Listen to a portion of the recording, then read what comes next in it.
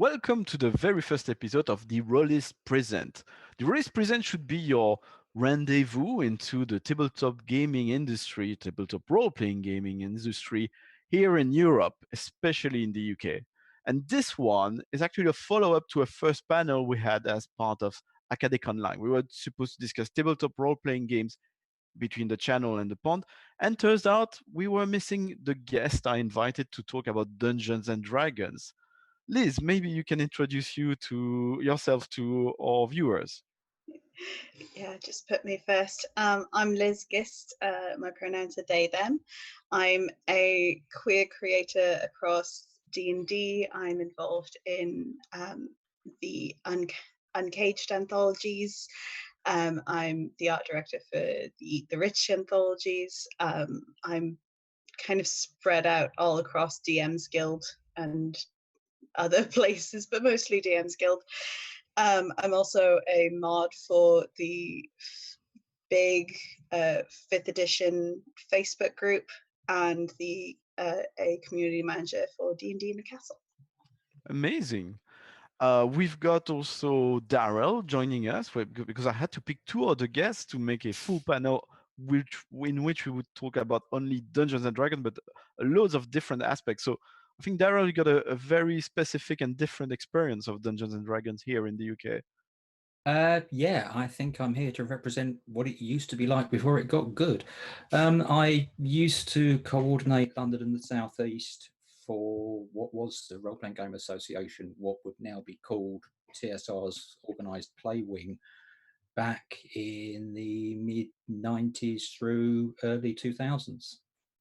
So which editions were then playing, just to give an idea of chronology?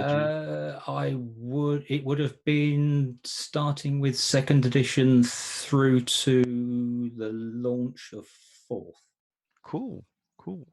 And coming to as the new hip thing around the corner, critical role critters all over the place. They are giving their energy like a kind of Dragon Ball Z situation to the community.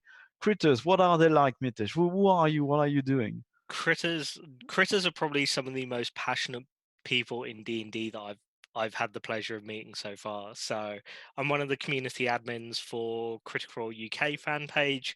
I'm also now one of the community moderators for the more global Critical Role fan club on Facebook as well. So yeah, we're a passionate group. If you guys have listened to any of Callum's podcast as well, you may have heard that we may have slightly broken MCM last October when the cast came over for that. So yeah, it's definitely a growing thing. Good. I was there. It was slightly terrifying, but also magical.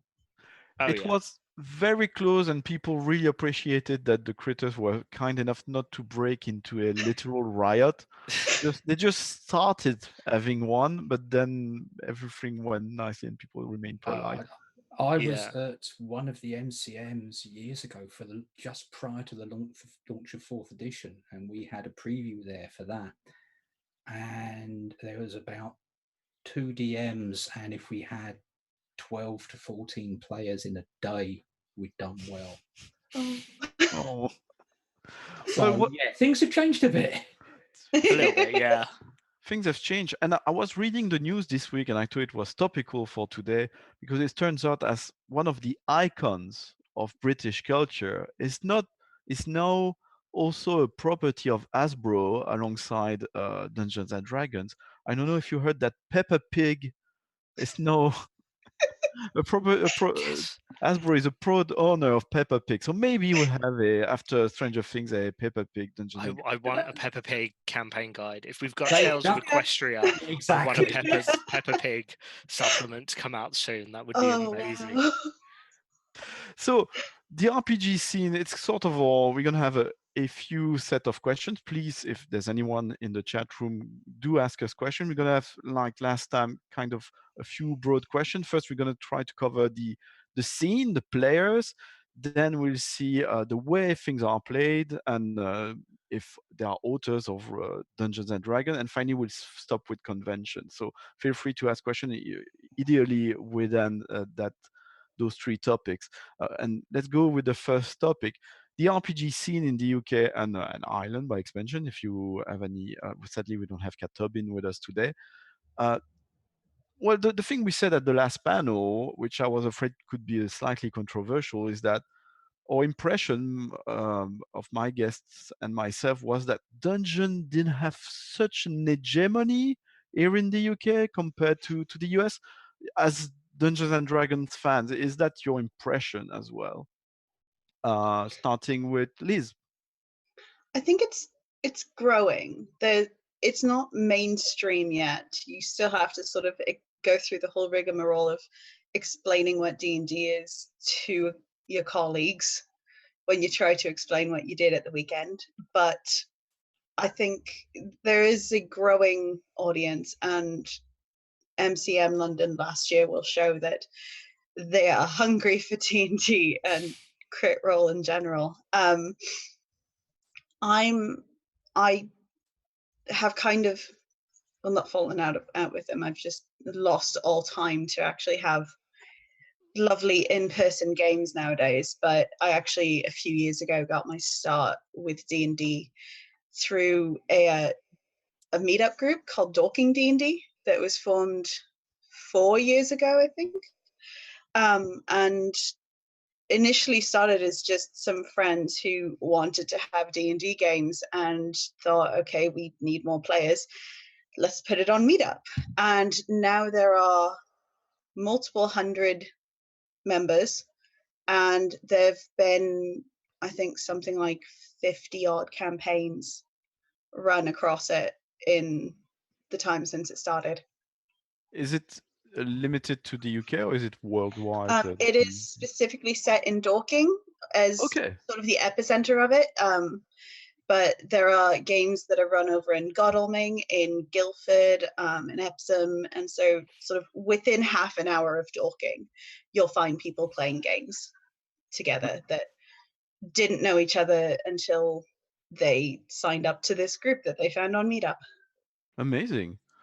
Darrell, how do you feel? You have you've seen the history of Dungeons and Dragons for a while. How do you feel about the place of Dungeons and Dragons today compared to in the past? Do you find there's a larger proportion of tabletop role players playing Dungeons and Dragons compared to in the 90s? Because my experience of the 90s, on which I often come back, is that in the 90s things were much more balanced. There were much more, as many players playing, I don't know, RuneQuest or Vampire the Masquerade as there were people playing Dungeons and Dragons. No, it doesn't feel like that.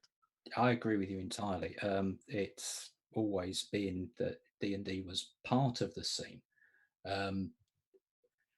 You would have your Cthulhu players who also make up a large proportion. Vampire had its peak, and I think it's on its way down at the moment, but the new edition might change that.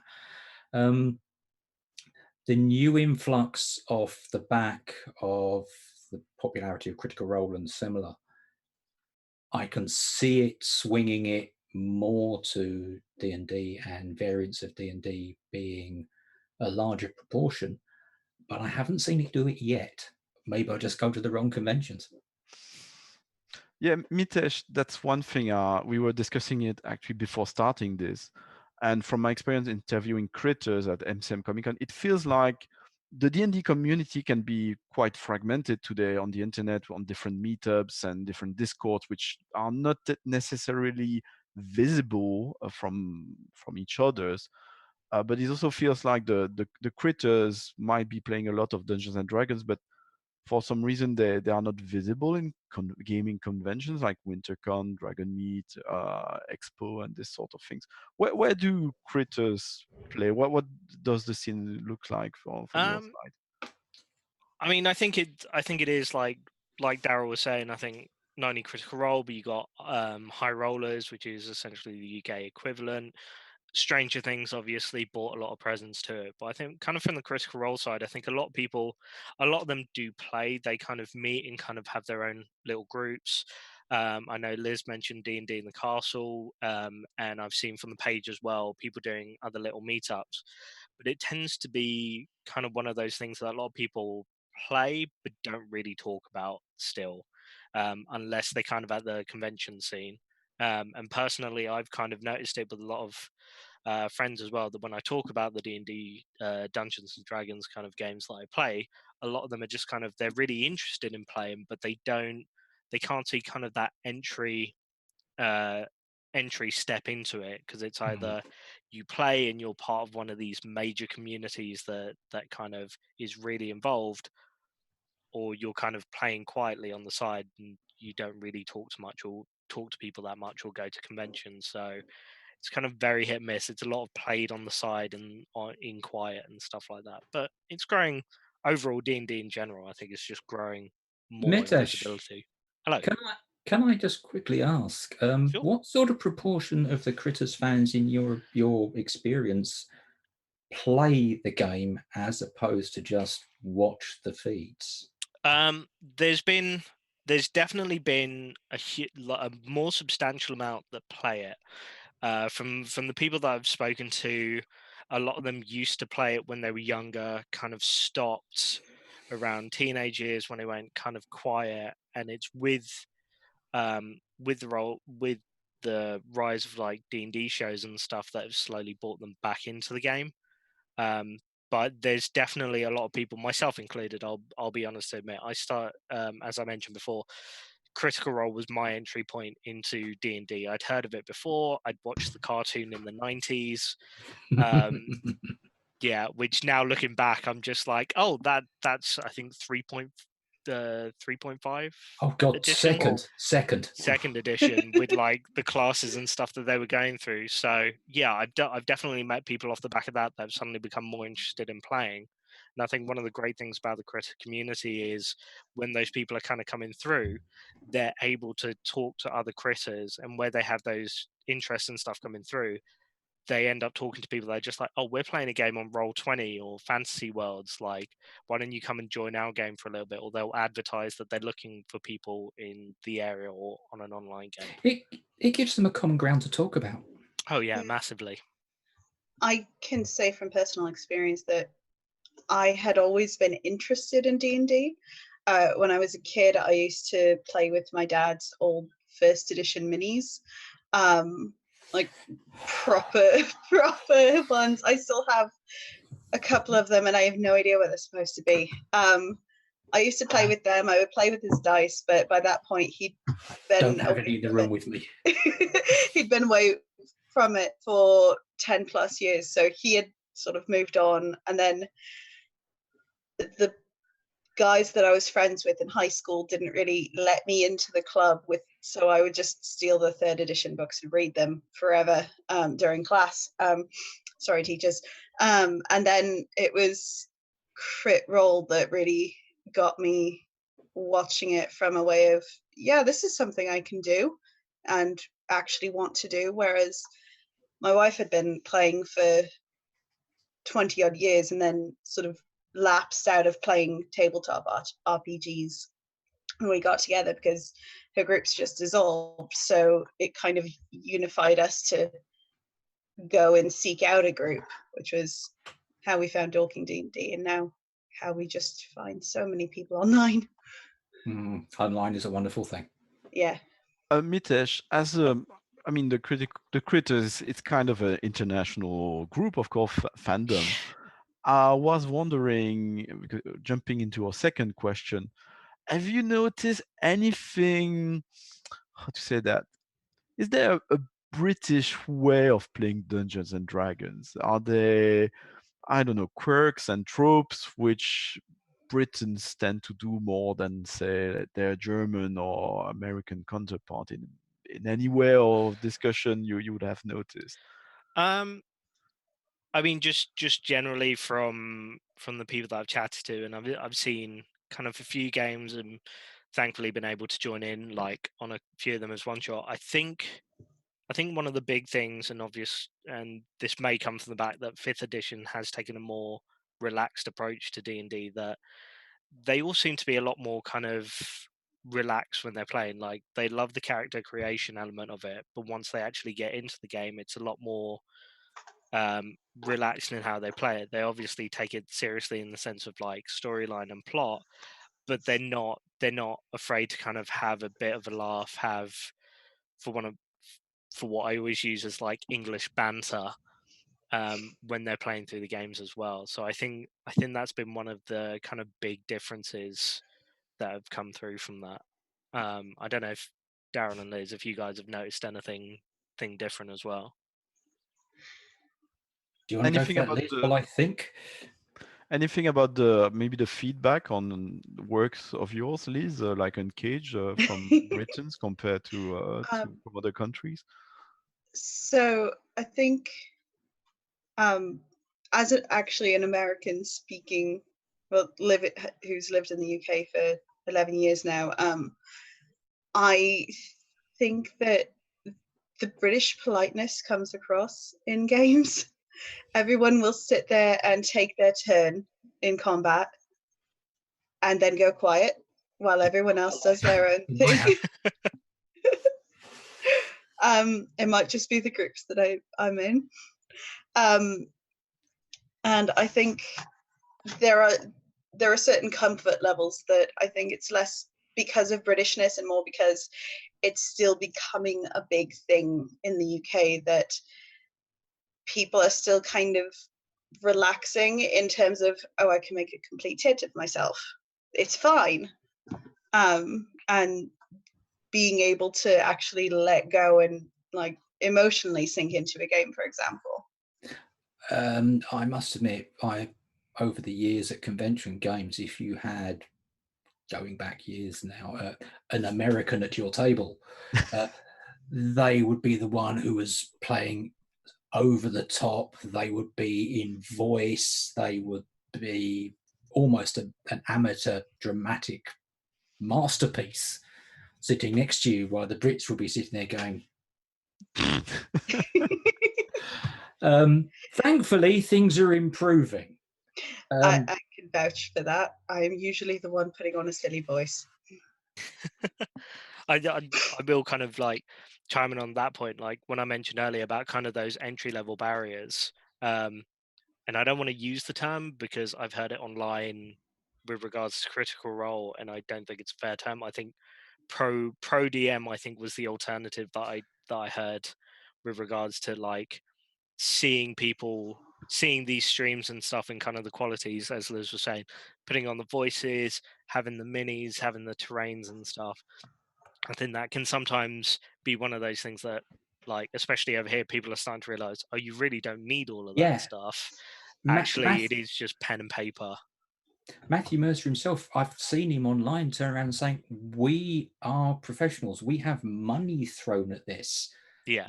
This is not what you need to do at home, which is a great thing for him to be saying, because people are looking up to him and his style a lot.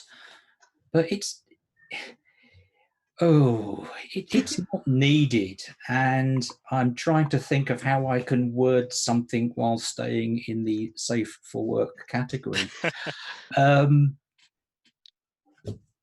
The online Critical Roles, and it's similar, is to role-playing what various other entertainment media are to human activities. Let's say football, soccer for good. That'll do. Americans. We'll go with football. I mean, people can watch professional football, and if they start playing football or soccer, as you say, on the wrong side of the pond, I was going to say it's football. You don't have. I mean, it's funny because I've read this argument repeatedly on Facebook, etc., and it rarely came up from people who had the experience with players. It's kind of an academic argument, I find. It's a weird straw man argument that I keep seeing, and it's one that I don't actually really agree with, because no, you don't need the set, and are never unlikely to ever have things like the set or thousands of pounds to spend on Dwarven Forge. But at the same time, even though they are professional actors, that doesn't mean that a table of completely random people who are close friends can't reach that same level of intensity and depth that Critical Role achieves. Oh, I agree entirely. So, Darrell, you mentioned a bit what it felt like having a American visitor back in the days. Yeah, what have you noticed? It's going to be my running question for you, because I find you called That's that why I'm before. here. You I'm mentioned, old. you said it was before it was good. I disagree, because I find you laid out the foundation. You are the legacy players, and yeah, as the style of you were saying that the style of British players has changed, maybe influenced by Critical Role and other things.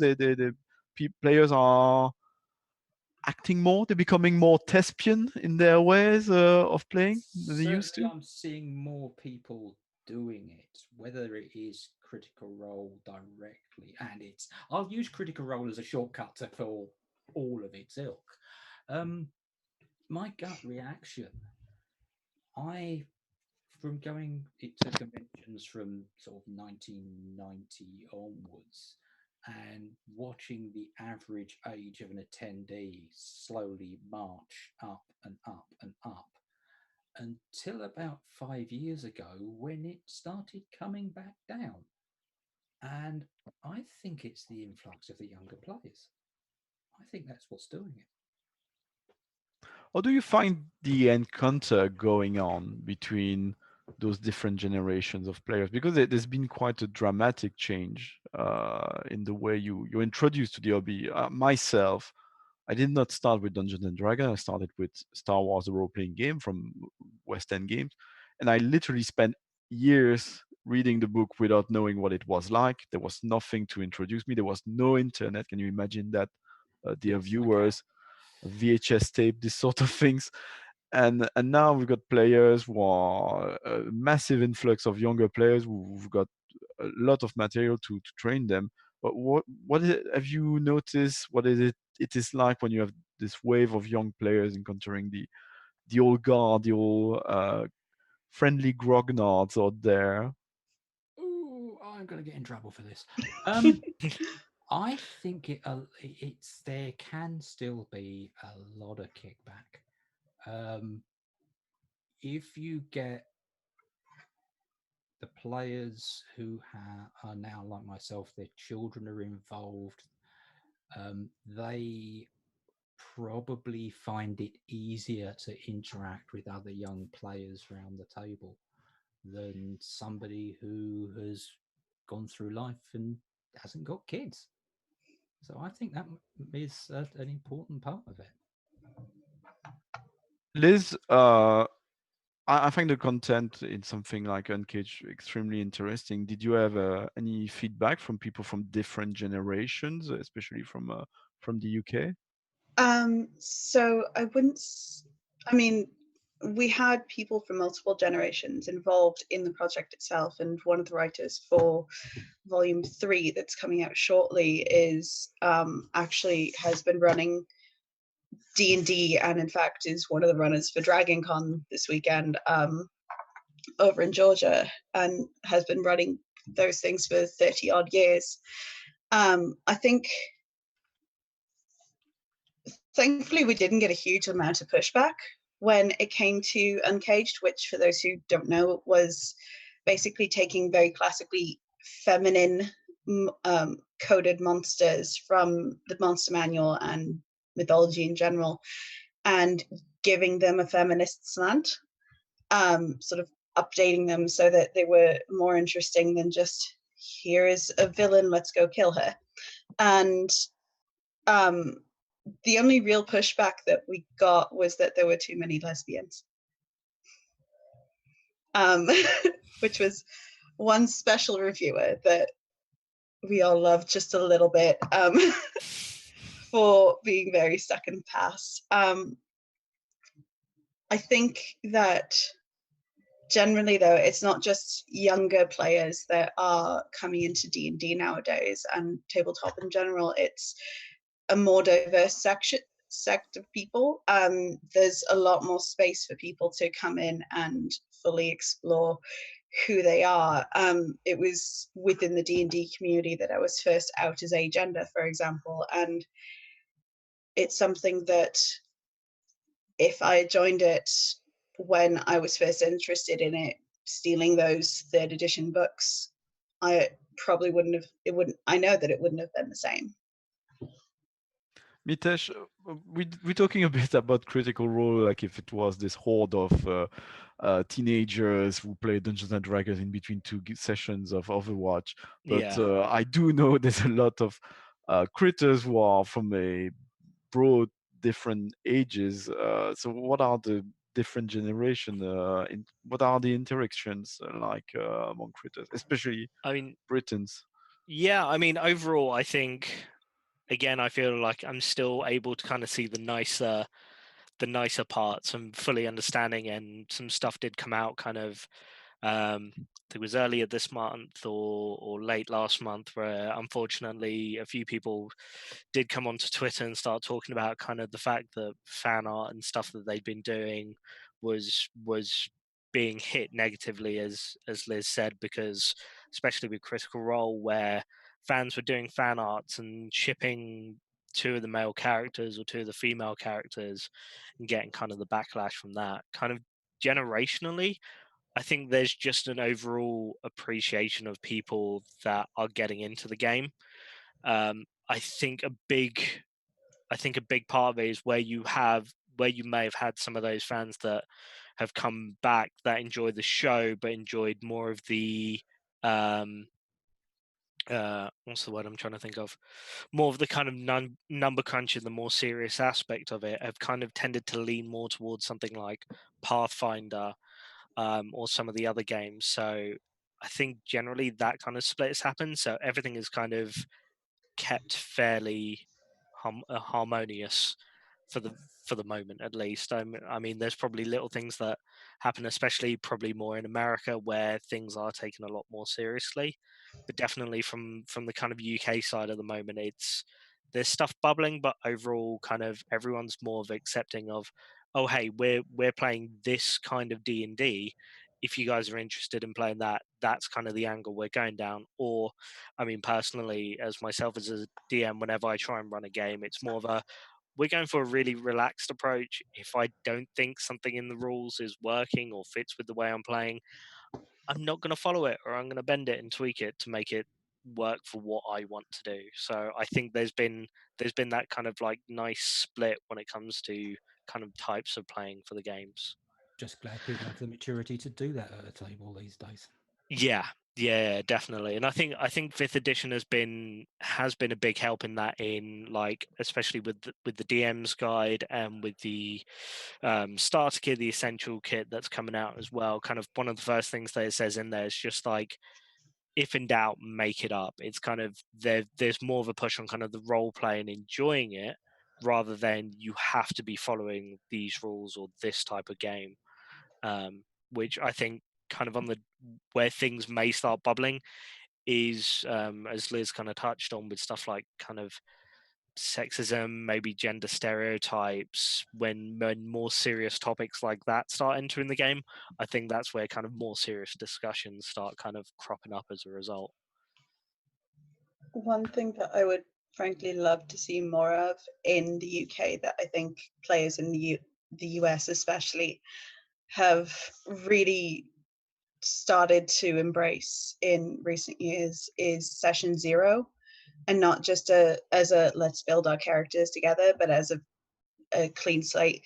Let's talk about what kind of game we want to play, what topics we want to stay away from, what sort of things we are okay with versus not okay with, and actually basically forming a social contract. And it's something that I see a lot amongst certain parts of um, the community, but it's still something that's really definitely not quite taken off in the UK yet. Have you experimented with those sort of things, Darrell? Safety tool, session zero, the X card. I know I don't always follow as much the British RPG scene, but I know in France, for instance, the X card, it's been very controversial. It's incredibly controversial here as well. In I think virtually every game system, not just the D&D fan sides, but you'll get a lot of people shouting, "Why on earth do we need that?" Being shouted back by other people shouting, "Of course we need that." And neither side converts the other side, because 75-80% of it is shouting. Session 0, I unfortunately at the moment, okay, unfortunately might not be the right term. I have two groups of players, one at home and one at the club, and I have known everybody in both groups for multiple years. So it's less a case of having to sit down and set the limits, set the tone, more a case of we know each other. And that's a positive thing because I know my players and I know what I can do. And it's a negative thing because I'd like to meet more players. They can also be really useful in terms of just it gives someone a platform to step up and say, actually, I'd like to try this thing for this time. And even if it's someone that you've known for years, they might not have either had that thought before, or they might just be at a point in their life where they're suddenly starting to want to explore something else. And it can, even for people that I've known for years, I'll still sit down and have a session 0 at the beginning of a campaign, because it just gives everyone that platform to discuss, and especially to like connect things together. One thing that is kind of slowly building amongst D&D that I do blame Crit Role for is interconnection with characters, which is awesome. In as much as background stories, etc., Yeah. are all pre-interwoven. Yeah, it means that you don't end up with starting a campaign with 6 strangers. Yeah, 6 strangers or 6 people who are just awkward loners who don't really want to get along with each other. Yeah, I've always found that the hardest part in the games that I've kind of DM'd, that when the players kind of want to start off quite separately, that generally then as a DM becomes the hardest part of trying to then, all right, you guys are all loners and nomads and stuff. Okay, here's a thing for you guys to start off, and they may finish that first start, get to the end, and it's like, well, why are we all still hanging around with each other? We have like no common ground. It's like, right, this is going to be interesting then. Yeah. As you say, session 0, let them know, look, you are going to need to be able to get on, even if it's because you've got no choice, the world depends on it, or you could be siblings, you could be lovers, you could be, I don't know, life debt, anything. But it's conversation. It's maturity amongst gamers.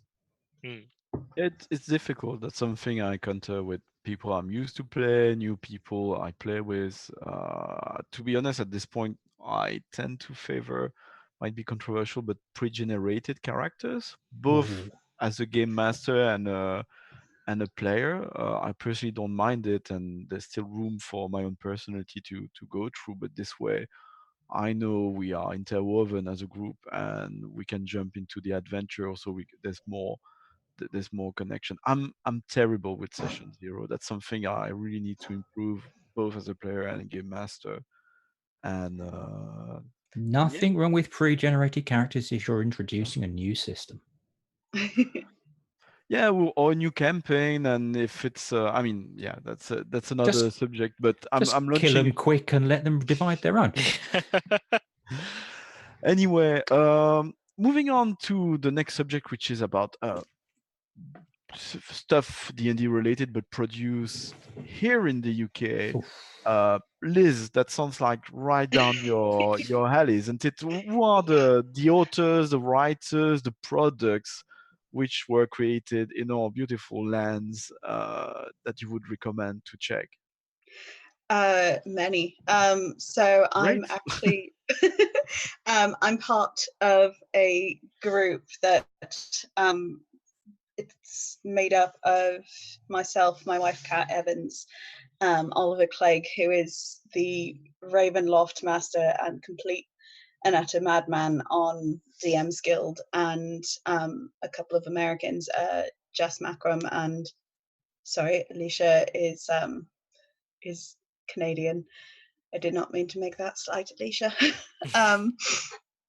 but we ended up we started out with Kat and I on Ollie's utterly madcap Ravenloft stream, Many Dreadfuls, in which it was entirely British for all of us. And from that, we made a book of hags. What went out last week, I believe, was that Kat and Ollie and Jess contributed it to, and I edited, is Balthazar's House of Familiars, which is wonderfully bizarre. So Kat Evans and Ollie Clegg are definitely the people that I would recommend, especially if you want anything creepy and bizarre for your D&D campaign. But generally there is a building community of creators in the UK that's quite exciting. I know that there is a European monsters book in the works. I'm not sure when it's coming out. And apart from that, tying back to actually, you can't have, the average person is unlikely to have the whole Critical Role whistles and knobs and such. One benefit of living very near Europe is that because Dwarven Forge is so expensive, especially to import, European companies and British companies specifically have started exploring alternatives. So there is Crippled God in Greece that does really cheap, fantastic map tiles, and there's Loki Battle Maps that is just a flip book of, I think, 20 odd maps that you can dry erase on, and it's different locations. And we got those first before the US, and it's a much cheaper alternative that still looks really cool. We don't all have the big garage and the big suburban house that we see in Desperados Wives, etc. to to store Dwarven forges, especially here in London. Darrell, are there big contributors to past edition or present editions of Dungeons of Dragons that you have met or know of? There's always unsung heroes, I find, of Dungeons and Dragons when you start digging in the history Well, of TSR. you start digging. I mean, you go right back to the basics when the Fiend Folio was British. Oh yeah. So the entirety of the book, with the exception, I believe, of the Drow elves, which Gygax put in himself, was submissions to White Dwarf. So yeah, there's been the British input for an awfully long time.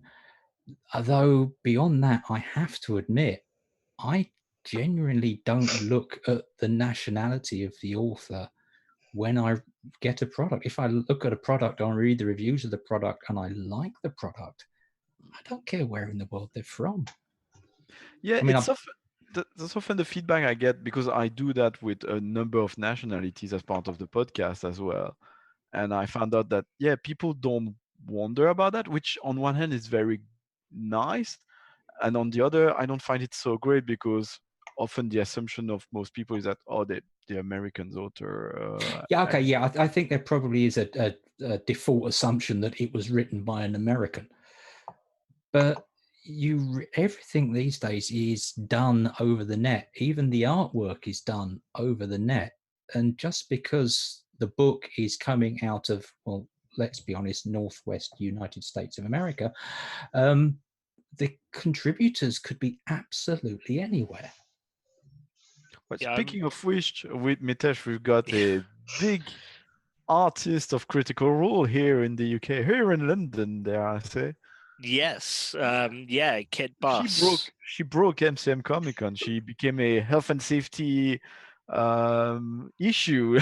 Yeah, I mean, when you start hearing stories that an artist in Artist Gallery has a longer queue than Frank Miller, it definitely starts getting people's attention. And from speaking to the volunteers that then had to kind of start working out a queue system for her, they were all extremely confused as to how somebody just sitting at a random table that they themselves had to I think pay for to get that space, suddenly had this like massive audience to go to kind of work on that. And it's definitely got her notice a bit more, which I'm super happy about. Like, Kit's a fantastic person to speak to. She genuinely still has such a love for D&D and the crit role community and all the critters and stuff. I think she's at a convention this weekend actually, signing more stuff. So yeah, she obviously has that. Grant Honey Heist, which isn't D&D, but Grant is kind of Howard. in a similar, yeah, is in a similar vein. Like, he's British as well, but kind of along the same lines as what Darrell was saying. And I was actually going to ask this as well, is like the biggest resource that I tend to see if I'm looking for custom campaigns and stuff is DM's Guild. But normally when I hit that point, I'm not kind of looking at where the campaigns or stuff are coming from. Is just kind of more of the content itself. So yeah, that's one of the biggest things I've noticed, is not so much where it's being published from. I suppose, yeah, in that kind of slight ignorance, I do generally assume it's probably somebody in America that has made this up, as opposed to somebody in Britain or France or Japan even, for example. So yeah. Now, they all right, Cthulhu. Yeah. I do have to admit, I was in Japan in April, and I did end up picking up a dice set there because I'm a little bit of a dice hoarder, and it was a set of Cthulhu dice, because that was just primarily the sets that they had there. So If you haven't heard, I recommend everyone to check our Academic Online panel. We had Dr. Lynn Hardy, who works on the Call of Cthulhu line here for Chaosium. And she was explaining that not only Japan is the largest market for Call of Cthulhu, Call of Cthulhu is also the biggest game there. And their main demographics are young to middle-aged Japanese women. I listened to that and it blew my mind. yeah. It's amazing. But what was I about to say? Yeah, there's a number of, maybe it's a bit more noticeable. There's a number of publishers here in the UK, Cubicle 7, Modifius, independent publishers who are now joining the fray of publishing 5th edition material. Are there products? I think we share the same opinion on that. But are there locally produced 5th edition products which caught your eye? Any of you? No. I know, Darrell. It feels like the early 2000s again, doesn't it? Like Legends of the Five Rings, D20. Yeah, Star Wars, D20. it doesn't need to be. If you've got a game and it's got its own system, it's probably the best system for it. Slapping 5th edition on it, you're doing it to sell units. And nah. I was privy to a Twitter conversation last week that was somebody telling the creator of Swordsfall that they are damaging themselves and gatekeeping by not offering a 5th edition version of their game. Really? That's Yeah. just And so everyone was wrong. like, why? Well, let's remain positive. Yeah. There's still, I mean, because of course, as a publisher, I'm not a publisher myself, but let's say I'm role-playing myself as a publisher. I can understand that a publisher might want, for commercial reason, to do a 5th edition. Yes.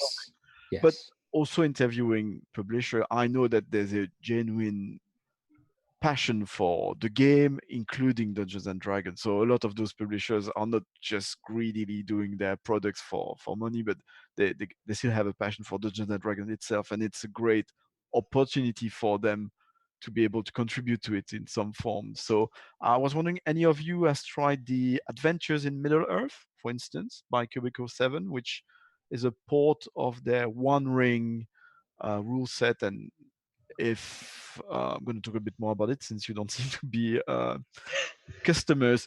So the idea is that if you're playing 5th edition Dungeons and Dragons, Adventure in Middle Earth, well, first of all, you could play Tolkien with the 5th edition rules.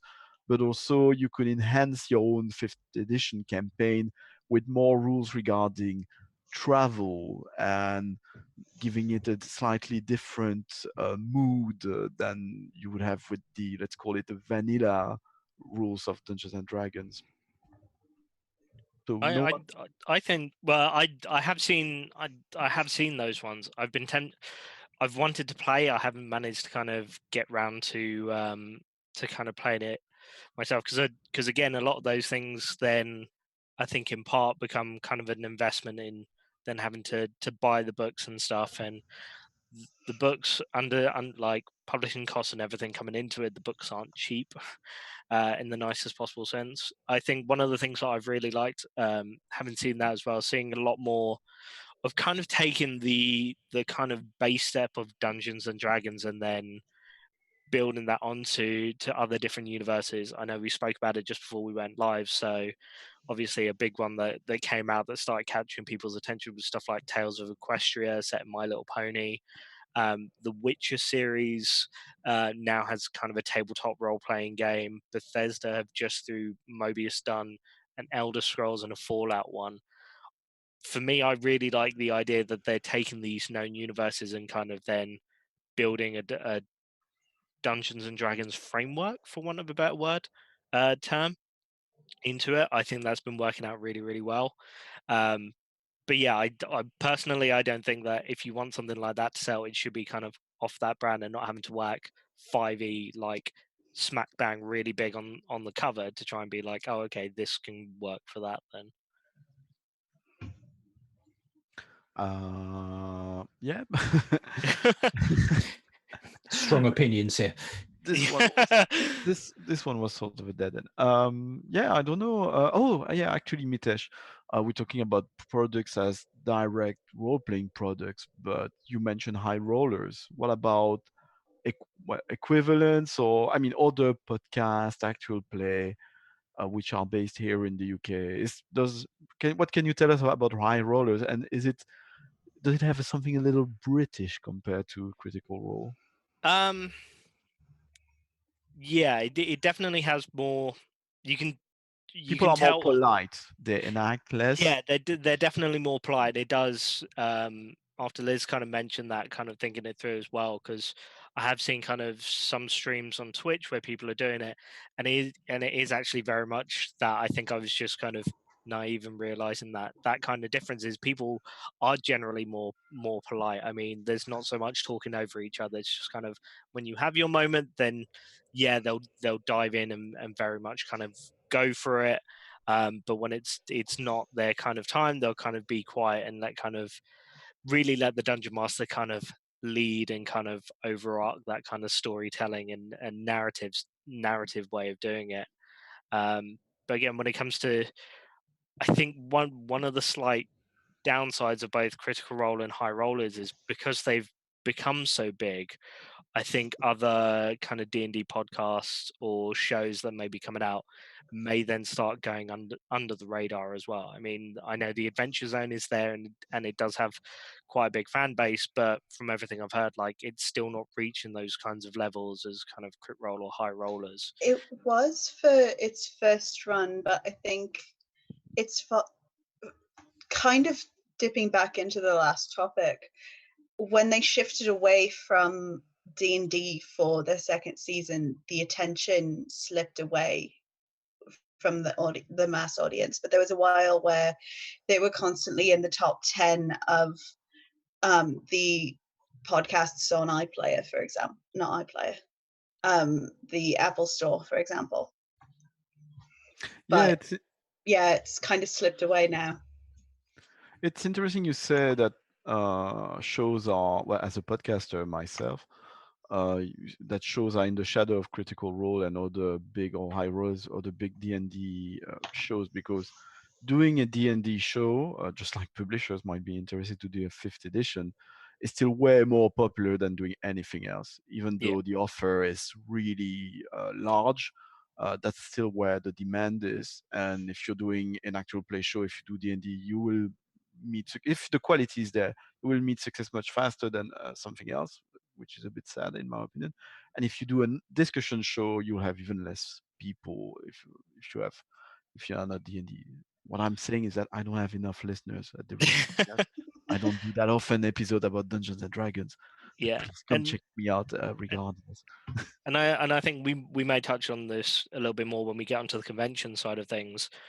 I think that's where maybe having more kind of tabletop role playing D&D based either sections or events themselves may really help get the kind of presence and stuff. Because I mean, I managed to meet you at the Team Phoenix event last month, but I like being perfectly honest, like before that I hadn't heard that much, but kind of coming off the back of that, like speaking to you, listening to a few of the podcasts, I was just like, that's really interesting. A similar similar kind of podcast is the Wicked RPG podcast, where they take kind of pop culture characters and they'll convert them into D&D, what they'd be in kind of D&D 5th edition.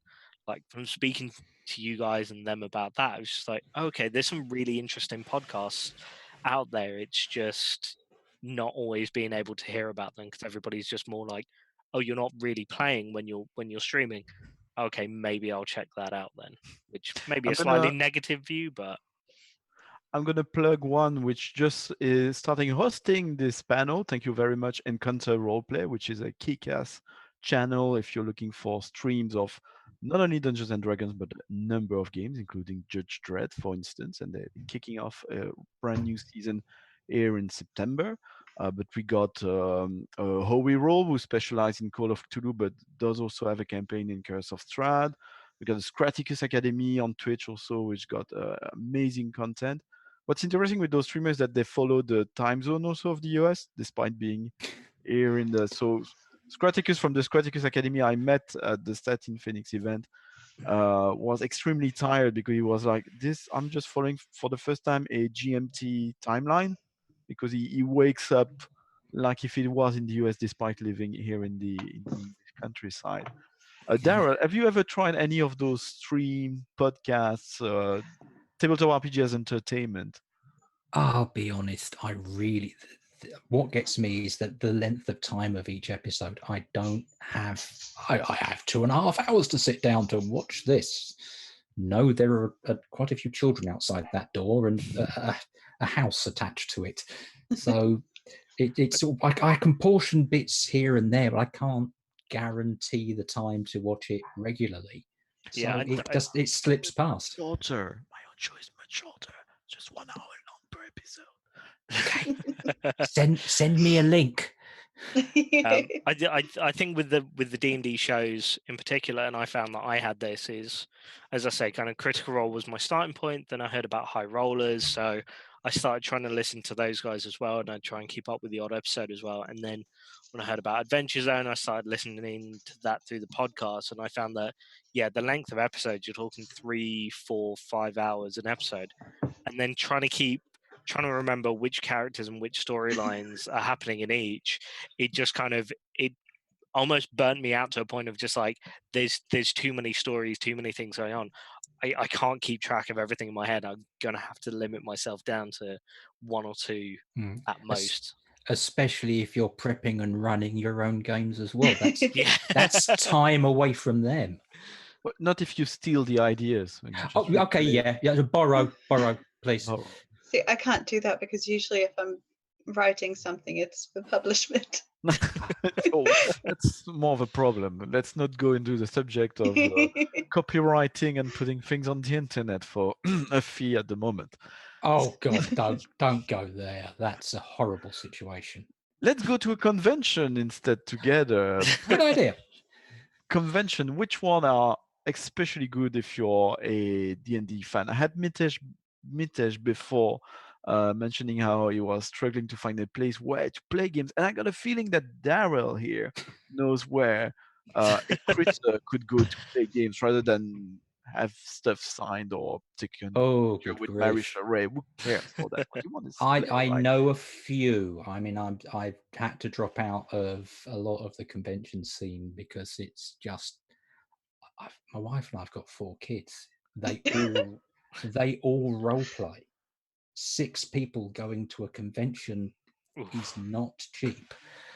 But that said, Dragon Meat is there's going to be D&D there. There's no two ways about it. There's going to be Pathfinder, there's going to be D&D, there's going to be, I can almost guarantee if you're really into it, you will find old editions of both games. And then you've got the rest of the gaming market as well. I will personally plug Contingency over in Norfolk. The organisers of that are putting in a lot of effort once again. And they had a new venue last year and they still ran a superb week-long convention. And there is Pathfinder, there is D&D, and there is any other game you want, it'll be there. So those would be my two big names. I'd love to see more gaming at Expo. I'd love to see the gaming at Expo being more visible. But the problem with shunted off to a different building. Yeah, but I can understand why they've done that, because the last thing you want when you've got 6 people sitting around a table concentrating on their GM, keeper, DM, whatever you want to call them, is 20 people standing by the side of you shouting. Yeah, for people who don't know, because we were discussing that a bit earlier. So the biggest expo, convention here in the UK, and I think it's each year it matches or it goes above the number of people attending Origins, and then it beat Origins again this year. It's third now by individual people.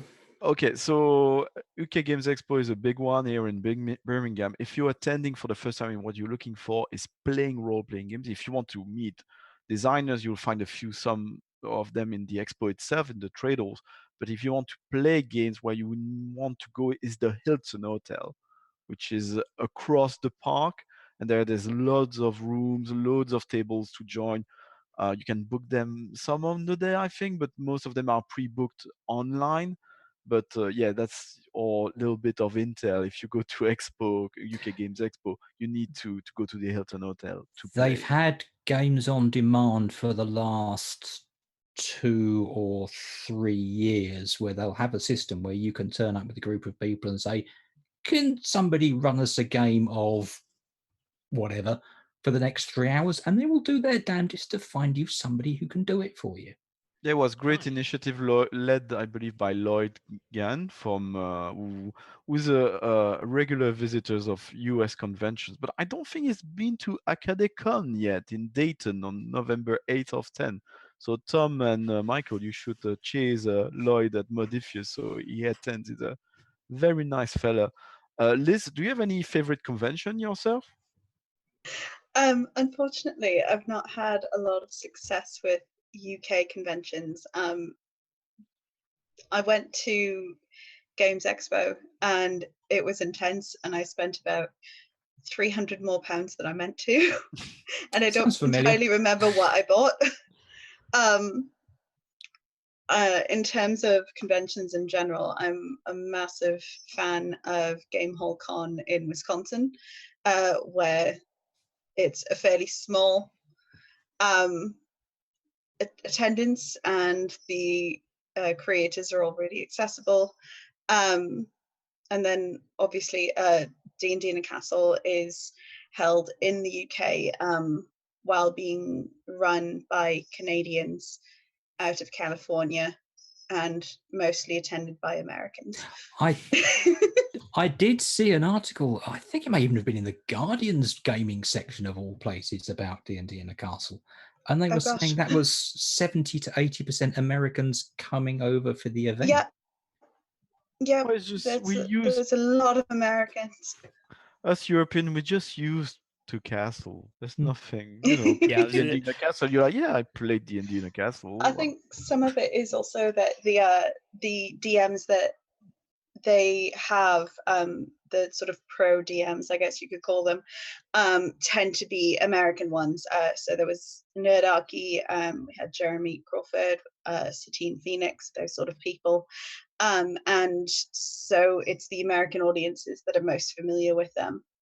It's a very high-end product. It's not exactly a convention. It's more. It's not. It's more experience. It's more a cruise. Yes, exactly. That you stay in one place in. That's where they're missing the market. Just like a big cruise that goes from like the UK to America, and it's just however long the time will take. It's just I'd be very tabletop games the entire time. The Joko cruise of D&D. Yeah. There are sci-fi conventions that do that. Star Trek once. Yeah, my last employer actually, I designed a cruise terminal arrival, so I made a little bit of research. The universe of cruises is fascinating, a bit scary, because I mean I'm a big fan of different things, but the idea of being sort of stuck on a ship for a long period of time with people obsessed by that same single thing as I do, it feels a bit slightly dangerous to me. I don't know. I mentioned contingency, and that books out a caravan site in Norfolk for 7 days. And it is during the closed season, so everybody on the site is either staff or a gamer for a week. And we get Wow. on fine. Yeah. Well, yeah, a boat still. But Darrell, you were mentioning something else, because all these conventions are missing something in common. I find I already told that to the staff of Wizard of the Coast. Wizard of the Coast doesn't have a booth at any of those conventions. I know. It really, really threw me when that started to change. The Wizards Castle from Gen Con US. I mean, I made Gen Con US a grand total of once, and it was still an incredible thing to see. And I believe it's still done. But they used to run Gen Con themselves over here, and then when it went separate and Peter Atkinson bought it out, they would still be there. But now they may as well not exist. I mean, I know at one point they were 2 desks in a corner of a Hasbro office, because the Hasbro office was, in fact, I believe still is, in Stockley Park in Hillingdon. Yes, Yeah. indeed. And they did have a couple of people who were dedicated Wizards of the Coast staff, but that was 10 years ago. And I don't even know if they do that anymore. I think it. Sorry, I was just going to say. I think it is growing now. Kind of going back to like one of the original points we made right at the start is I think that awareness of Dungeons and Dragons slowly kind of growing is now starting to kind of hit their radars and stuff. It had better be. Yeah, I mean, I again was fortunate when I spoke to Callum, when I spoke to Satine, at the event last month. Wizards of the Coast were actually, I think, one of the sponsors. I think is what they said. So I managed to speak to Dan, who's one of their branding managers, and one of the big things that he actually mentioned was they want a much bigger D&D and Wizards of the Coast focus in the UK. They feel is one of the things that has really been missed and kind of like underrepresented over the past few years. So they used to have it.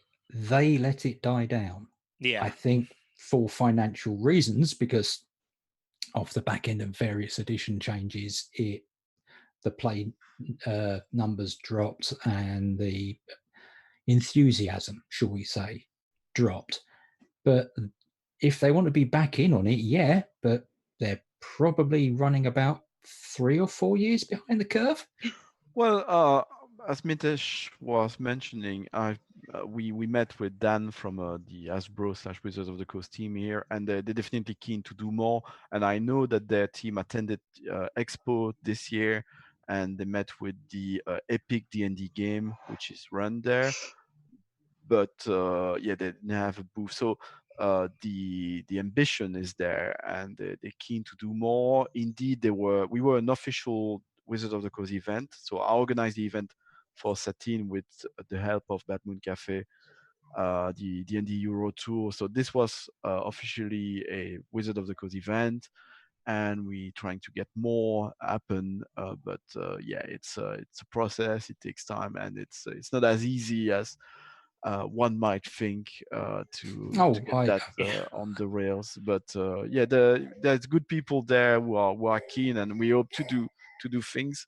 My son is arriving, but tell us. So Yeah, sorry, I am hanging the phone just in front of you, Darrell, for this, but I find it very interesting. Most people don't know there used to be a Gen Con UK.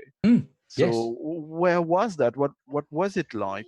First one was 1990. It booked out Butlin's Canberra Sands. It was sub-zero temperatures outside, and all the electrics, including the heating in the lodges, ran off of 50p meters that you had to bring a wad of 50 pence pieces with you or you froze. But we loved it. It was there for about 6 years, getting bigger each time. It then relocated to Loughborough University, where it stayed for about 5 or 6 years again, still getting bigger. I think the biggest one they ever did was one of the Loughborough years. It went to Manchester University for a year, moved down to Olympia for 3 when Peter Atkinson took it over as Gen Con LLC rather than the subsidiary of Wizards itself. So Olympia, for the non-British people, sorry, Olympia yes. is here in London. It used to be at least one of the biggest hall before they opened new ones in which called the Excel now. Yeah, and then it finished off at Reading University for 3 years, with the last one being in, I've got to judge this by the age of my children, probably about 2006. So it ran for about 15, 16 years, with times, I think it broke 1,000 people at one point. Oh, wow. But it was, yeah, it apparently, because somebody decided that they were going to give me some more information while we were talking, it ran afoul of when Gen Con had to file Chapter 11 over the Star Wars Con issue a few years ago, and had to put a lot of things on pause. And when they brought it off pause, they took it down to 1 Gen Con, because at the time there were even 2, possibly 3 Gen Cons in the States. And one in Barcelona, you said? One in Barcelona and another one in South Africa. Wow. So kind of like what ReadPop are kind of trying to achieve at the moment, because yeah, one of the things that I noticed, especially when ReadPop kind of took over MCM, is that looking out, they actually have conventions they now have like MCM in India. I think they have one in Africa as well, and definitely another one in Europe. So kind of feels like they're trying to branch out and get that as more of a more recent global equivalent to Gen Con. Is there a PAX UK? I don't think so. There's no, which is a surprise. Yeah, I'd say not yet. Given the fact that it's in America, there's also one in Australia. There's a PAX Australia. There's a PAX Australia. I had a good friend of mine that was over there earlier in the year. But again, that's also owned by ReadPop as well.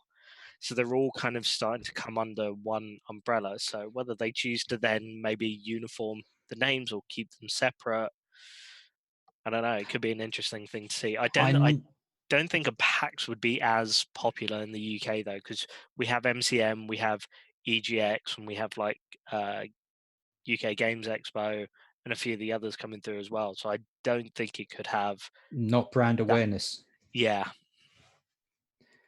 I mean, hang on, I was going to say something and it's completely gone. Come back to me. Liz and everyone, really, are there things looking to the future which you would like to see happen in the UK in terms of conventions and Dungeons and Dragons? More outside of London. Yeah, if you had a wish list, you had a big genie appearing, and yeah, as someone who lives in Hampshire and is not keen on public transport, and spending an hour and a half on a train, generally more that are in the southeast and southwest that are outside of London is always a good thing. Darrell, what would you like to see happen, which is not happening already in terms of gaming conventions in the UK? It's a tough one. There's so many different takes on what makes a convention work. what I'd like to see is them getting publicity for the positive things at the moment. The Fortnite World Championships made the BBC News for about 3 days. And yet the only time role play, in fact, I'll be more specific, the only time D&D I've seen hit the BBC News in the last year is when there was an incident with a completely different game at Expo, and yet they used the D&D brand name. That was Yeah, I with think a I friend of remember mine. hearing about that. Yeah, don't dig That was into with it too a much. close friend of mine, and it was interesting. Yeah, I spoke to John Dodd about it the day after it happened. Yeah, interesting is putting it Yeah, and that's mildly. what the mainstream media decide to cover rather than all Exactly. the events and games which run perfectly well. That's what Yeah. they're aiming for. Mitesh, what would you like to see happening? Do you know what critters would like to see happen more, except having the cast of Critical Role? Of course. Yeah, I mean, kind of the big overriding things, especially after the back of October MCM last year, is there's a huge shout for what they kind of coined as Criticon, or kind of a more D&D specific base convention, which I know would take a lot of time and effort, because obviously stuff like that, you'd want huge tables for people to then be able to play games.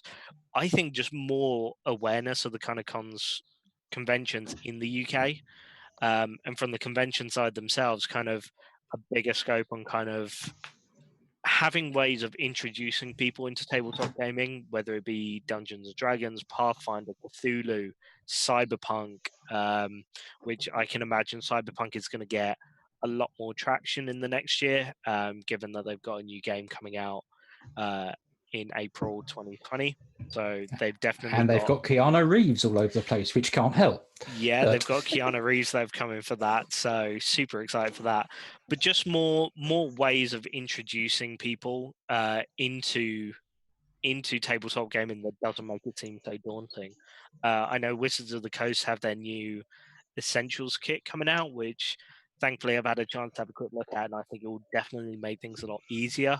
But I think overall awareness is D&D is kind of this massive thing, and kind of even dipping your toes into the water is daunting as hell, when realistically it's just, get a few friends, make up a rough story, and then just go and have an adventure, enjoy it. Like, let the dice decide how things go. I don't know at the moment whether a good thing would be a better market penetration for the beginner box set in whatever format it is into physical bricks and mortar shops other than game shops would be an idea. Yeah. A lot of people buy online. There's no two ways about it. It's cheaper, money is tight. But just seeing it sitting on a shelf somewhere will get people involved. At the moment, you'll see it in a specialist game shop. You've got an off chance of seeing it in a branch of Waterstones, and that's it. Yeah, I think the only Waterstones near me, because I kind of inquired if they had any when I was in a few places, and they literally said, I think it's the only one is the Waterstones just off Piccadilly Circus, as far as I'm aware, is the only one that actually stocks any D&D or tabletop gaming kind of books and stuff. All the others are just like, no, it's not popular. We can order it, but it'll be coming pretty much from that store. Oof. So Sorry. Yeah. Liz, you wanted to say something? I was going to agree with that. I think one thing that has helped D&D be quite mainstream in the US is the fact that you can walk into Barnes & Noble or places like that and find the books right there. Dorking, actually, the Dorking Waterstones used to stock the D&D books, but that was specifically because it was managed by a D&D player who has since moved on. You will find that a lot of the bookshops that hold it, I mean, I'm fairly sure my local branch used to, I'm fairly sure Milton Keynes used to, because it was because there was a board gamer or a gamer on the staff. Yeah. And that makes hell of a difference. Is there any British show where Dungeons and Dragons could be featured like it did in Stranger Things? Do you think we should have Dungeons and Dragons in Hollyhawks or The IT crew. Kickoff? Have a special. I mean, I think Just they have a had. cut. I don't think I'd want to see the IT crowd's take on D&D. I They've think I done know it. what it would look like. They I was did thinking it. more Love True. Island. They just like drop a load of stuff, or like The Only Way is Essex. They just like send them a load of D&D books and being like, "Hey, do Oh this." God. I'll point out the UK was ahead of the US in that regard because you did have Nightmare. Oh yes. In fact, that's on. That was on last night in my local theatre, and I couldn't go. And there's a somewhat popular live show, Nightmare, by a comedian. I don't know where he's touring at the moment, but He is. He was in Milton Keynes yesterday. he just set his tent and called Yes. people, summon people, and you're, what's going on? You're in It- Nightmare in Milton Keynes. Well, yeah, that's just Milton Keynes. But Yeah. you say television. I mean, well, not Morse. What was the other one? Taggart had an entire D&D based storyline years ago. So it does occasionally get out there. I think on that front, it's more people just. I don't think a lot like. It may just be kind of the people that I know and talk to, but a lot of them now even say that they don't really watch much TV in general. Mm. It is a lot more Yeah. kind of YouTube and social media and Twitch based stuff that they're watching. So I definitely think that's kind of a bigger area, and if they're able to kind of highlight a wider variety of things, obviously they're going to look at the big names to begin with because that's what's going to bring people in. But I think just having that kind of awareness on how of getting the name out there and showing them that it's not that daunting, I think is definitely what's going to make the big difference, and getting it into more physical stores, as Liz was saying. I think even beyond being daunting to approach, one thing that as an American comes across as incredibly British is that you're still not embracing your nerdery. Speak for It's yourself. in a in office environments, it's still not taboo, but still slightly awkward to even be the one of the team that watches all of the Marvel movies, even though they make more money than anything else out there. Yeah, I've got to back Liz on that front. In a job that I was on, I was talking to a couple of the people on my team about Comic-Con, and one of the other people on my team, she turned around and asked what we were talking about, and when I said it, she goes, "Oh, I thought that was just a thing on The Big Bang Theory." Like she didn't actually realize that Comic-Con was real. People go, Yeah. and it is actually something in the UK. So yeah, there's definitely that kind of. You know, yeah. I've clearly been lucky. I mean, there's a the thing is, I think as a community, especially as British shy community of gamers, we can try it at work a bit, trying to be a bit proactive. Actually, just before I lost my job, I was about to master a game of D&D for a couple of my coworkers who you're at the water fountain, coffee machine, and people talk about Game of Thrones. And you're like, there's this thing where you could be a knight yourself, and how about you try it? And I did have a few colleagues who were interested. By the way, there's a Brilliant. big untapped potential in meeting rooms in places like London. They are lying empty in the evening. Amazing places to run a D&D game. It's great. That's the thing. Space, especially in London and the southeast, costs an arm and a leg. But yeah, you could. I mean, I've put D&D in a distorted way in my CV. I conduct a collective storytelling exercise with groups of people. You can push it as an exercise in team building at work. I love pushing the D&D aspect, and it was actually my brother that kind of commented on this because I'm between jobs myself and talking about TVs and stuff. And I've actually put it on there on my CV and kind of covering letters. I talk about it a lot because one, it's amazing how many people then come back to you and being like, "Oh, D&D, I've always been curious about that," and it hits that like conversation. I wanted piece to so play well. that as a child. That's right. Yeah, it's just like I've always been curious about it, and then you start chatting about the effects that kind of has on people as well, like bringing people together, getting them thinking more creatively. I've met so many critters that suffer from kind of social anxiety and stuff as well, that have actually said that, you know what, they were nervous as hell kind of coming to some of the meetups and stuff at MCM that we put together. But once they've slowly started talking to a few people, it really helped them kind of not get over it. That's a bad way of phrasing it. But you guys understand what I mean. Like it gives us a neutral thing that Yeah. everybody can come to. Yeah. Which I think has been a big part. And that's why I love putting it out there. It's just like, no, I am part of this thing. Yes, it's hugely nerdy, and that's one of the reasons I love it and got into it. But this is all of the positive impact that it's having outside of the game, which I think is amazing. Well, actually, the next event we're organizing, and I just had the confirmation recently, it should be an official Wizard of the Coast event. On October 20th, here in London at Bad Moon Cafe, we're going to have a Dungeons and Dragons for mental health event. So brilliant. I'm going to have Awesome. clubs. It's amazing. So yeah, this is happening, and we'll make an announcement as soon as we've got everything lined up. But You've heard it here first, folks. yeah, definitely. Okay, this has brought two things to my mind. One is a question I want to ask, but I'll do the other one first. I am seeing in the UK, and I've seen it over the years, that D&D players, or role players in general, you will find a lot of people with social anxiety issues. You will see a lot, especially the middle-aged and older males, with depression. Is it something that people bring in to cope, as it helps them cope? Does it attract a certain mindset? Am I Role-playing is the alone in best seeing therapy. it? It's an incredible therapy.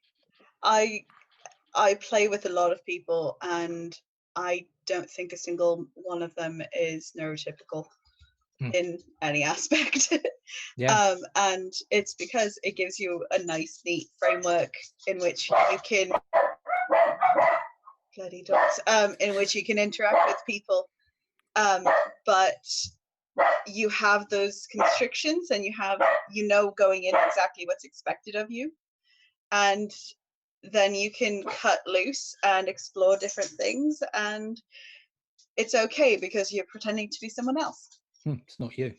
Yeah, I was going to say escapism kind of at its finest, just being able to take yourself out of the situation that you're in, kind of go somewhere completely different for 2, 3, 4 hours, and then come back and be like, okay, this stuff is still here, but I feel a lot better kind of approaching Similarly, at the other end, I've walked out of it. I've come away from sessions realizing, oh, that's why I have a particular hang up about that particular topic, where suddenly something just sort of produces itself, and I can explain a bit of my weird brain chemistry. Trusting your GM and maturity. Yeah, it's a safe environment for a lot of people, and as much as sometimes, I mean, there's other types of games than Dungeons and Dragons in role-playing game, which are more about the creative side, and you got more freedom. At the same time, I find that having a framework which is almost mechanical actually helps you to have an environment in which you can feel comfortable, and you know things, and then you can venture further in doing more things. And it's an awesome hobby, cultivating a number of great qualities, and there's lots of researchers looking into that right now. We need just to get the message to the mainstream media, so they talk about something else that mazes and monsters. I had to try to explain that film to my children the other day. They didn't believe me. There's a Spanish equivalent. I need to make an episode of film study soon. If you want to hear about it already, you can check the last episode of the Rolistes podcast, which was recorded in Barcelona. On that, I think it's time for plugs and the send-off, the farewell, unless one of you's got something you're burning. Okay, can I ask a very, very quick question? Because the topic is Britain compared to the US, and we've got somebody who lived in America, we've got somebody involved in the Critical Role fandom. costumes at the table. When I grew up role playing when I was a teenager, it was always somebody who discovered you played D&D would look at, you don't dress up to play that, do you? In a very derogatory manner. And it's not even something we'd even considered. Is it happening now? No. Is it coming across, or is that just the way it's being not marketed? I think for it comes on. French-speaking people is the same. That's a question I got all the time in French. Also, that's when you try to explain it to someone, that's what they picture. They confuse immediately. These French speakers. I think it comes under that kind of generalization of kind of that D&D umbrella. I think people then misconstrued it with like LARPing or something similar as to, like I was saying, when I tell people I go to Comic-Con, similarly, their immediate question is, oh, do you dress up in costume then? I was like, no, I just enjoy going there to nerd out with friends and like see all of these new things. So I think, yeah, although I know some people like props and stuff at the table to help kind of immerse themselves, I think, yeah, there is that kind of big misconception of, oh no, if you're doing all of this role playing stuff, you have to be dressing up or to be part of the part. I'm just like, I've played 6 characters in like a year and a half in D&D campaigns. If I bought costumes for each one of those, I'd be even more out of pocket than I am at the moment trying to keep up with D&D. So yeah, the most I've ever seen is really silly casual cosplay of like my character happens to wear a lot of scarves or this bit of jewelry, or I think the most extravagant I ever got was a Secret Santa amongst the players, where I made a one player a paper ram skull because her character randomly was wearing one, and so she just wore it for the rest of the session. So it's still a case of these are the people. There are a few people out there, and these are the ones that the media, YouTube, whatever, sort of not focuses on, but they're the ones that draw the attention. So that is how they are perceived outside of it all. Yeah. People are confused with LARPing also. Oh, I used to LARP when I was younger, but yeah. I think even when it comes to things like crit roll and such, the only time they ever dress up is for live shows. Yeah, I mean they've done similar to what you said, Liz, kind of buying themselves gifts and stuff, kind of themed on their characters. I know Taliesin got like a raven skull, Laura bought Liam a snake, a belt with a snake design on it. So I think it's just little things like that coming into it. But kind of, yeah, the awareness and stuff. I mean, you look at the BBC reports or the new other news reports when they do focus in on conventions and Comic-Con, they're always interviewing the people in costumes rather than just other attendees that are there more to just kind of talk about the convention itself. Well, what I always tell to D&D and role-playing game fans who complain about that, about mainstream media, just remember that. Remember that when you see something on another subject you don't know nothing about. Remember, it's going to be as badly explained and covered. So don't go thinking things about other people's hobby because of what you've seen on the BBC, because it will be as badly explained as your own is. Very true. On that's why you've got alternative media like this show to explain things better, so you can share it with colleagues to explain what it is about, or maybe something else which is a bit more for beginners. But yeah, that was the Rolistes Present, your new show about tabletop role-playing games in Europe. Our next episode will be on Saturday, September 8th. And I'm very pleased that my next guest will be Grant Howitt, author of Honey Heist, which critters will be familiar with. Jason Statham, Big Vacation, which I'm a big fan of. And not only Grant Howitt will be my guest, but Christopher Taylor as well, the other half of most of this game, who I don't understand why he's not mentioned more often. So I will have Grant Howitt and Christopher Taylor from Rowan, Rook, and Deckard. They're coming here to talk about their brand new Kickstarter campaign for Heart, which is the City Beneath, which is a sequel to Spire. So if you want for some medieval fantasy with a different twist, Heart is Coming will be about dungeon crawling, while Spire was about rebellious dark elf into some kind of autocratic story. I'm not familiar. They will be there and they will tell you all about this. Darrell, maybe can you tell people where they can find you, and do you have anything to plug that might interest? I have nothing to plug. I am a very simple person. I am on Twitter at Brother Baldrick, but I don't tweet much. I listen. I listen and I learn, and I take it from there. Well, people can tweet at you, and then I'm sure that's fine. Tweet at me. Tweet at me, and I'll see what happens. Liz, what is hot out of the press for you? So I've got a lot of things in the pipeline. So the most recent project I was involved in is Balthazar's House of Familiars on DM's Guild. You can find my other work there by searching for Liz Gist. You can find me on Twitter at crit_Liz. You can find me on Instagram at Dolls and Dragons. And you can see me playing in a incredibly British Monster of the Week game on every other Friday on SideQuest RPG at 9 p.m. Our next game is the 6th of September.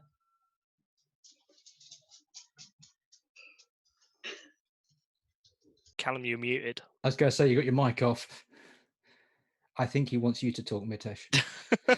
Yeah, I was saying, where do critters can find you, Mitesh, so they can congregate around you and become this kind of big creature? I mean, critters or anyone, you guys can find me at Dark Lamba on Twitter and Instagram. Also Dark Lamba on Twitch. I stream twice a week. Hopefully in October. I'm currently in the process of putting it together. I should be doing a Twitch D&D live stream, charity live stream in connection with Special Effects as well, which is an amazing video games charity. Otherwise, online, if you guys are on Facebook, you have the Critical Role Fan Club, which is the bigger one. Specifically in the UK, you've got Critical Role UK, which you can find on Facebook. Best place to find information about if we're doing meetups or if any guests or anything are coming across to the UK. Generally, it's a fantastic community. Loads of really nice, really helpful people, as supportive people as well on there. So yeah, they're all the places you guys can find me. UK Critterpin, you're also. Yeah. I gave my one. I unfortunately don't have my UK Critterpin anymore. I gave it to TJ Storm at the event because he'd been on the show, so I made him an honorary UK Critter. Little inside knowledge, apparently the Union Jack is misprinted. That looks like it might be upside down. Upside down. Yeah, so You're this just was wearing it upside down, it's fine. but then it's UK Critter anyway. So this was Callum from the Rolistes podcast. You can meet me in person monthly at the London Drinks and Dice, which takes place at Bad Moon Cafe, which a number of different clubs from London, from Roleplay Heaven, the London RPG community, sometimes London Indie RPG, Phoenix Games Club. If you want to find players for your table or a table to join, that's where you go. There are a few games where it's mainly about having a drink, soft or none, together, meet each other's and join each other's games. So that's the London Drinks and Dice. There's my show, the Rolistes podcast, which you can find anywhere. The latest one is about a club in Barcelona called Sans Nigorat. The previous one was about critters coming here to London at the MCM Comic Con. And yeah, that's it. The RPG Academy and the Rolistes podcast, we both do it out of our passion for the hobby, but we do have expense. So please consider, if you like this content, if you like our events like Acadecon or like the Drinks and Dice or incoming D&D for mental health, please go to our Patreon or leave reviews and give the thumbs up on YouTube and all these sort of things, and we will be very, very thankful, and it will encourage us to do more of these. I'm gonna leave you. It's time for my son's dinner. I'm doing it all BBC World style here. If you just Google toddler BBC World, you're out for a good time on YouTube. Thank you very much to my lovely guests. And yeah, see you again on Saturday, September 8th for Heart with Grant Howitt and Christopher Taylor. Looking forward to it. Thank you. Good night. Thanks. See ya.